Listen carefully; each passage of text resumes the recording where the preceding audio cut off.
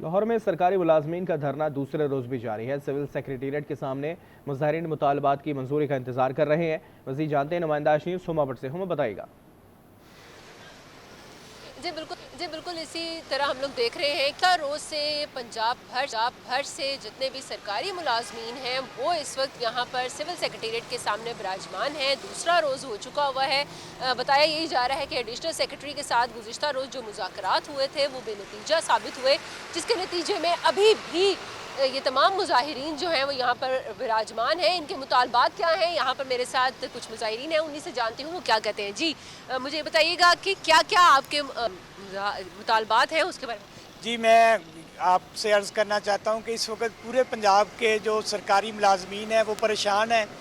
सबसे ज़्यादा कट इन्होंने पेंशन के ऊपर लगाया है और इस वक्त जो सूरत हाल है ये बड़ा डिस्क्रिमिनेशन इन्होंने एक्ट किया है।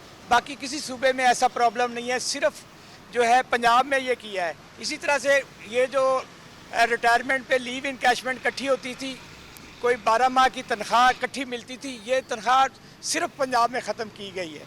ना KPK में ना बलूचिस्तान में किसी जगह पे ये प्रॉब्लम नहीं आया है। इसी तरह से आप देखें कि इन्होंने 30% डिस्पैरिटी रिडक्शन अलाउंस देखें, जितने ब्यूरोक्रेट हैं इनको एग्जेक्टिव अलाउंस मिलता है बेसिक पे के बराबर। हमारे जितने ये जो सादा मुलाजमीन हैं इनको इस तरह का कोई अलाउंस नहीं मिलता है। 30% इन्होंने फेडरल के मुलाजमीन को दे दिया, जबकि पंजाब के मुलाजमीन अभी तक इंतज़ार कर रहे हैं। और तकरीबन 6 माह से ये इसी तरह से मतलब कमेटियाँ बन रही हैं। कल से हम इधर आए हैं, किसी ने प्रॉपर हमारे साथ बात नहीं की। एक एडिशनल सेक्रेटरी लेवल पे बात हुई है, उसने भी कहा है कि मेरे इख्तियार में कुछ नहीं है, हमारे पास बजट नहीं है। अब देखें कि ये मुलाजमीन जो है सबसे ज़्यादा महरूम तबका है, सबसे ज़्यादा टैक्स देने वाला तबका है। सिर्फ 7 माह में इन्होंने जो 341 अरब रुपया टैक्स दिया है। आप मुझे बताइएगा क्या कहना चाहेंगे, कितनी देर हो चुकी हुई है यहाँ पर बैठे हुए, इंतज़ार कर रहे हैं कि कोई आए और आपकी जो बात है वो सुने। हम ये कहते हैं कि मरियम नवाज साहबा जब निगरान वज़ीर आला थी उस वक्त उन्होंने मुलाजमीन के साथ कुछ वादे किए थे।